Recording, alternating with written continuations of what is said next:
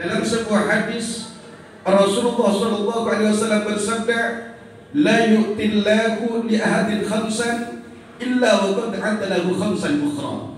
Tidaklah Allah Subhanahu wa taala memberikan pertolongan kepada seorang hamba 5 perkara kecuali Allah Subhanahu wa taala telah bersedia dan menyediakan untuk hamba tersebut 5 perkara yang lain.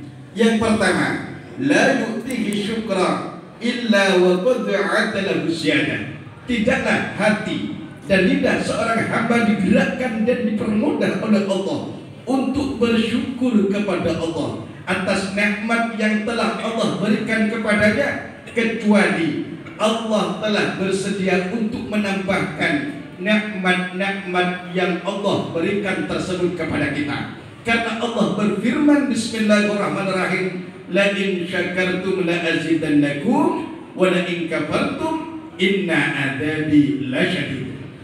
Apabila kalian bersyukur kepadaku, kata Allah, atas nikmat yang telah aku berikan kepada kalian, Allah telah berikan kita iman Islam, Allah telah berikan kita Al-Quran sebagai pedoman hidup kita, Allah telah mengutus kanjeng Rasul Muhammad SAW sebagai nabi terbaik sepanjang masa, dan alhamdulillah kita dijadikan salah satu daripada umatnya. Dan Allah pula yang berikan kita sehat sempat, Allah berikan kita keluarga, Allah berikan kita jabatan dan sebagainya. Apabila kita syukuri itu semua kepada Allah, maka Allah Subhanahu wa taala tidak segan-segan untuk menimbahkan nikmat-nikmat tersebut kepada kita. Kemudian yang kedua kata Nabi, la yu'tihi du'a illa wa qad adalahul istijabah. Tidaklah hati seorang hamba dan lidah seorang hamba digerakkan oleh Allah untuk berdoa kepada Allah, meminta kepada Allah, merengek-rengek di hadapan Allah, kecuali Allah telah bersedia untuk menerima doa-doa tersebut. Semakin Allah banyak diminta oleh hambanya, semakin Allah senang kepada hambanya tersebut. Allah berfirman, ud'uni astajib lakum. Berdoalah kalian kepadaku, maka aku betul-betul akan menerima doa-doa kalian. Justru kalau kita tidak pernah berdoa kepada Allah, Allah murka kepada kita. Kata Nabi, man lam yas'alillah yaghdab. Barang siapa yang tak pernah meminta kepada Allah karena sombongnya, merasa sudah cukup, maka Allah Subhanahu wa taala murka kepadanya. Na'udzubillah min dzalik. Kemudian kata Nabi, la yu'tillahu istighfara illa qad adalahu ghufrana. Tidaklah seorang hamba digerakkan hatinya oleh Allah, diberi pertolongan lidahnya oleh Allah untuk beristighfar kepada Allah, memohon ampun kepada Allah dari dosanya, illa qad adalahu ghufrana, kecuali Allah Ta'ala telah bersedia untuk menerima ampunan tersebut, untuk memberi ampunan kepada hamba tersebut. Yang keempat, hampir sama dengan istighfar, la yu'tihi taubata illa wa qad adalahu taqabbula. Tidaklah hati seorang hamba disadarkan oleh Allah untuk bertobat kepada Allah, lidahnya tak mungkin digerakkan oleh Allah untuk beristighfar kepada Allah, tubuhnya tak mungkin digerakkan oleh Allah untuk menghadap Allah, mendekatkan diri kepada Allah dengan istighfar dan tobatnya kepada Allah, kecuali Allah Ta'ala telah bersedia untuk menerima taubatnya. Allah berfirman dalam Al-Quran, tubu ilallahi jami'an ayyuhal mu'minun la'allakum tuflihun. Orang-orang beriman, bertobatlah kalian kepada Allah Subhanahu wa taala, la'allakum tuflihun, agar kalian menjadi orang-orang yang berbahagia. Kenapa kita butuh beristighfar, tobat kepada Allah? Ya, bila kita lihat daripada nikmat Allah, sungguh nikmat Allah tak terhitung jumlahnya yang Allah berikan kepada kita. Tapi di sisi lain, kita adalah hamba yang banyak dosa kepada Allah, ahli maksiat kepada Allah, kotor, banyak maksiat, baik secara samar atau secara terang-terangan. banyak dosa, banyak maksiat, akan tidak bertobatkah kita kepada Allah?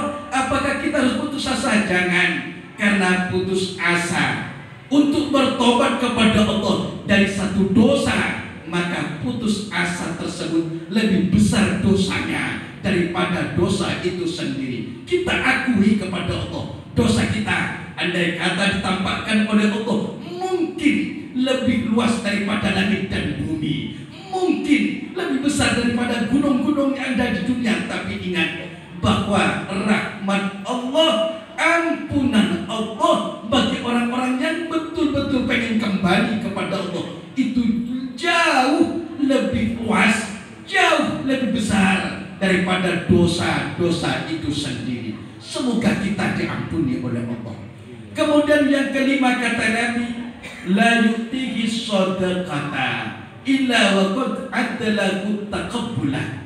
Tidaklah hati dan tangan seorang hamba dimudahkan oleh Allah untuk bersedekah, untuk berimpak, untuk berwakaf, untuk berhebat di jalan Allah, kecuali Allah telah bersedia untuk menerima sedekahnya tersebut, dan Allah akan gantikan jauh lebih besar daripada apa yang kita keluarkan. Dan ingat bahwa infak dan sedekah adalah amal pahala yang luar biasa. Bahkan di antara golongan manusia yang kelak akan rebutan masuk surga Allah, di pintu surganya Allah, di antaranya ialah orang-orang dermawan, baik hati dan ringan tangan. Bahkan kata Allah ingatkan, bismillahirrahmanirrahim, wa anfiqu mimma razaqnakum min qabli an ya'tiya ahadakumul mautu.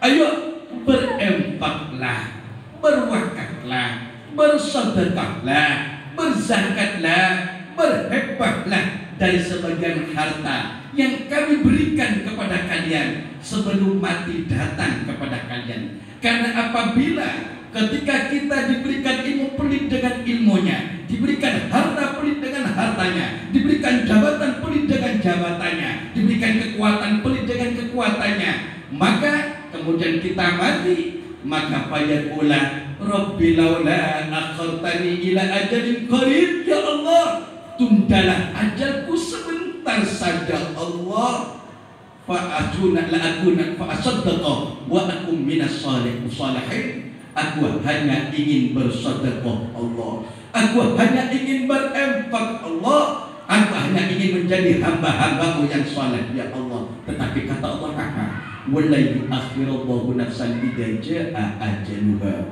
Apabila ajal seorang hamba itu telah tiba, maka Allah Subhanahu wa taala tidak akan menunda-nundanya.